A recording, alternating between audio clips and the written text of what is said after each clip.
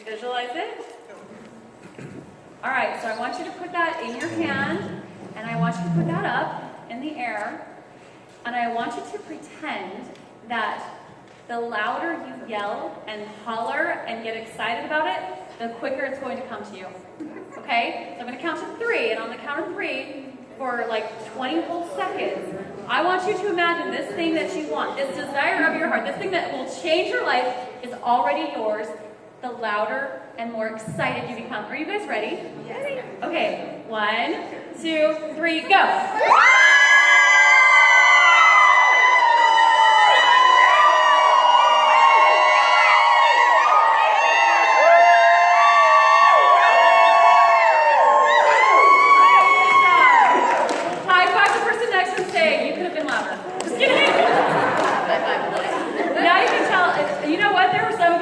Wanted that, so that was really awesome. How did that feel? How excited? What was it? Exciting? How would it feel? Now you probably couldn't do that right in the morning when everyone's asleep. You would scare your spouse right out of bed. Although that's what we're going for, is that experience and that excitement. Like, oh my gosh, I get it. I can have that. That's what we want to do. All right, let's go to the next one. Our bodies, our lives speak to us in rhythms. We have a heartbeat.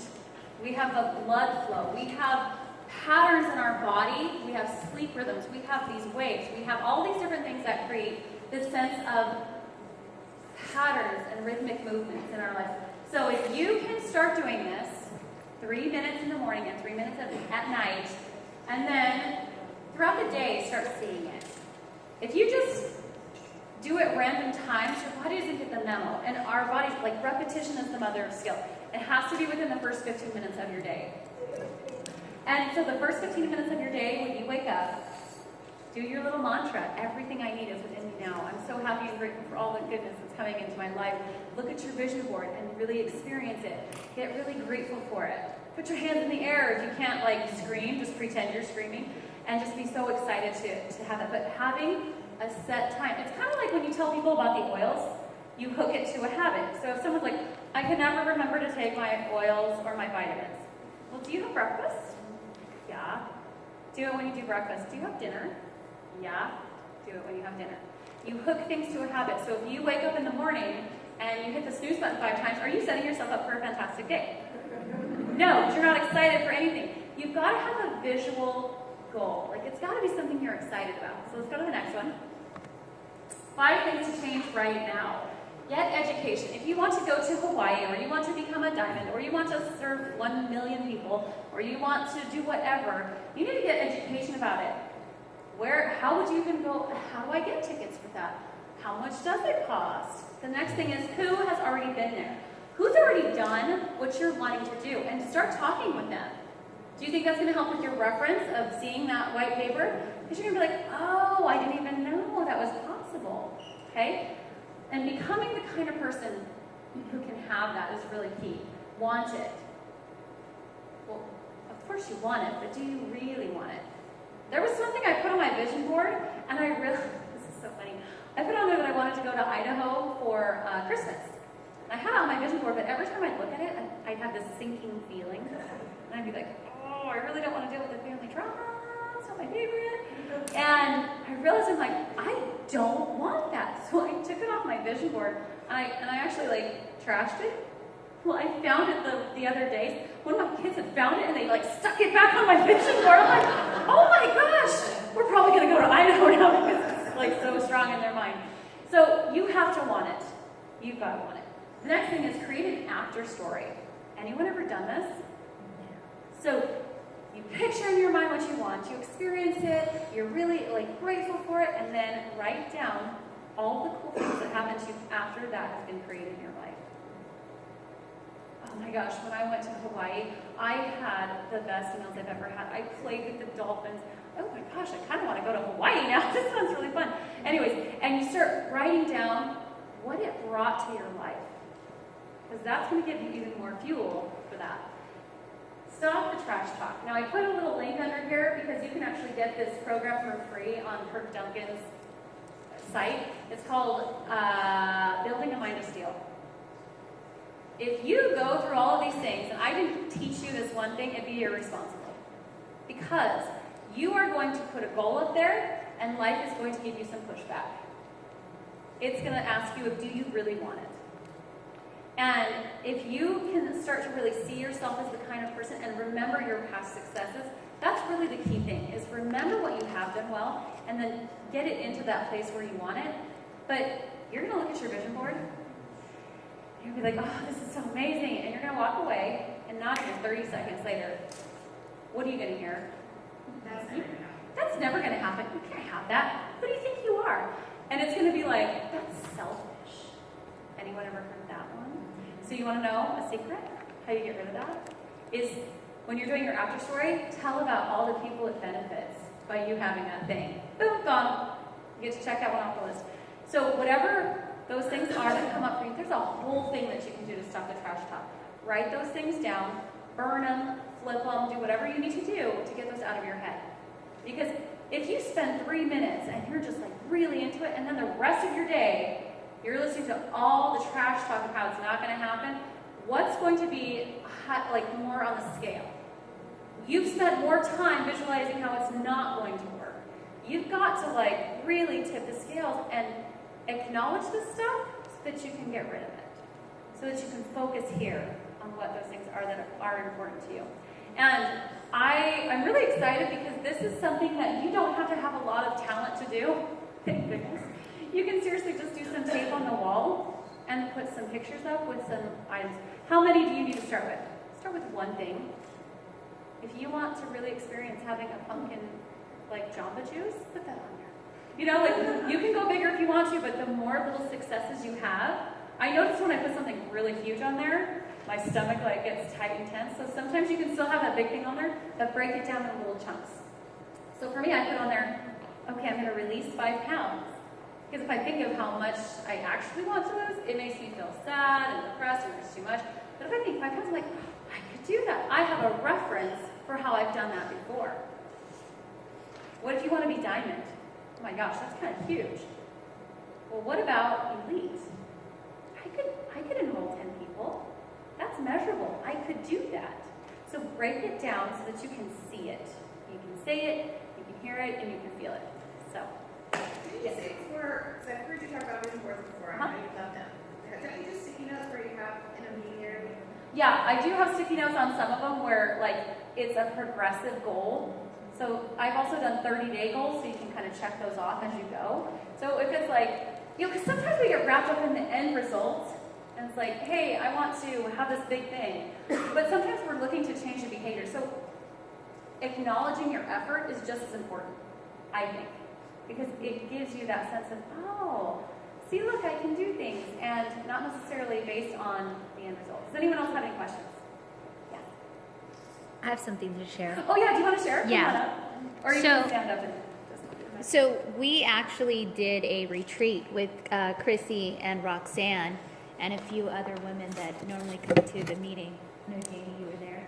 And we did vision boards, and it's pretty amazing how you end up putting things on your vision board that you didn't even know you wanted, right? So we had our class, and we were going through over 30 magazines, I think. We were just clipping the night away. And I believe it was you who handed me the book, right? Christine? Janine Green. I believe it was Janine who handed me the magazine, and I was about to be done with my vision board, and I said, something is missing here, right? And Janine says, in this book, you're gonna find what you need, right? And I'm like, okay, all right, I'll take it. You know, I started looking through it, and there was 3 photos.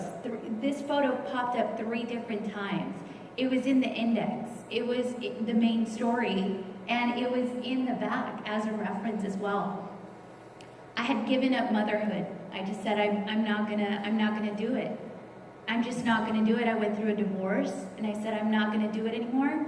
I'm beyond it, right? That's not gonna make me happy. I can only control so much, right? But it was in the book.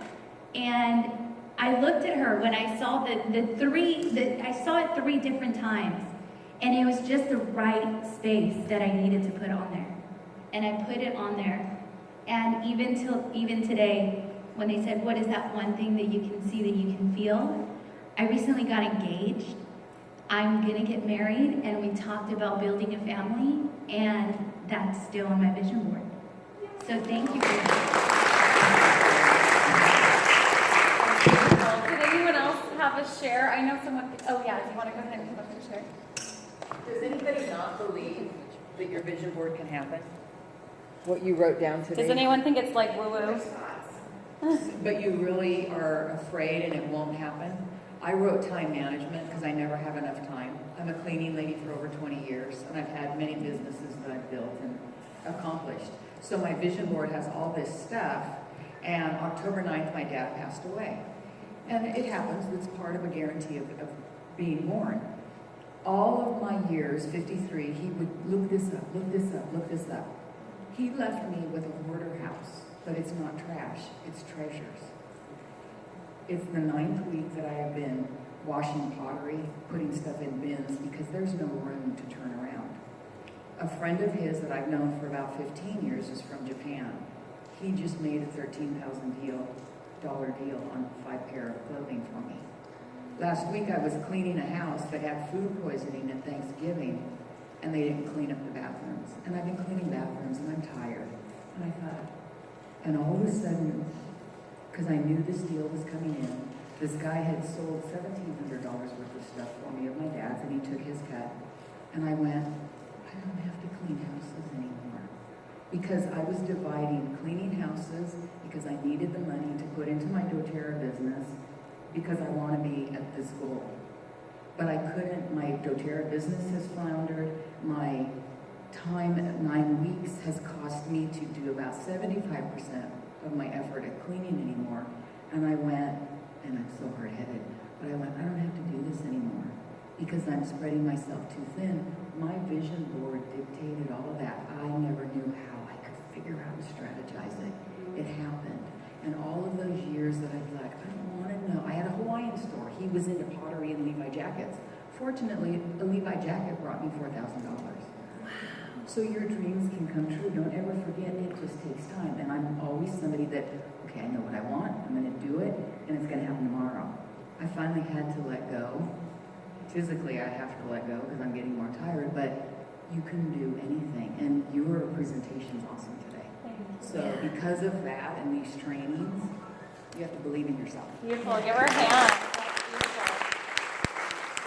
One thing, one last little juicy tidbit I want to tell you is your vision boards seldom have to do with money. Like, you might think it's money that you're wanting, but what you're really wanting is relationships. Like, sometimes we're like, well, that person's successful because they have a lot of money. But really, take a look at their relationships. If someone has a bunch of stuff or money, but they're not happy and they don't have those connections that they want, it is completely meaningless. So I think it's a really good idea to stop measuring ourselves by that measure of success. Look at your relationships. Are those rich? And if they're not, put those on your vision board. Put your children, put your friends, put your family, put your spouse, put the people who matter in your life, because all of these things are fleeting. We don't take them with us. And when you look at your vision board and you look at your life, you want it to represent something that matters to you. And at our deepest level, what matters to us is the people who are in our lives. And so I hope you have a fantastic time with searching this out, putting these things together, creating that life that you want. So I'm going to move on to the next phase. Can I borrow your thingy? That's the technical term. All right, now we are going to do bioscans, make essential oil infused fresheners, and enjoy the potluck luncheon. So bioscans. Let's clap for Chrissy's presentation. Yes. Oh, okay.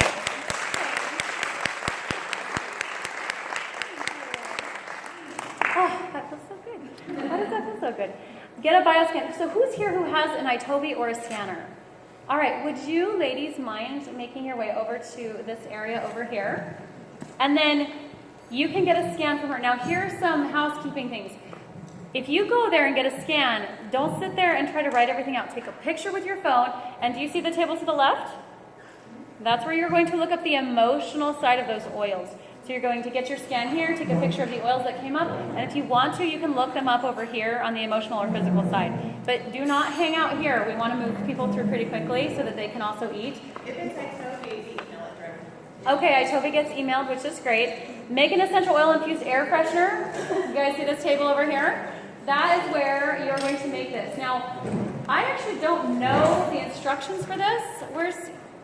Look, do you know what? Oh, this lovely lady, go ahead and stand up. She is going to walk you through how to make this amazing air freshener. And then we are going to enjoy the potluck. Now, it looks to me like there are a lot of treats. Did anybody do an essential oil infused dish? Okay, you get to have an extra raffle ticket because I said so. I'm like, I don't even know if we're allowed to do that. I'm going to do it anyway. All right, so go ahead and do that. And at 1:10, we are going to come back in our seats and we are going to do the raffle and some recognition.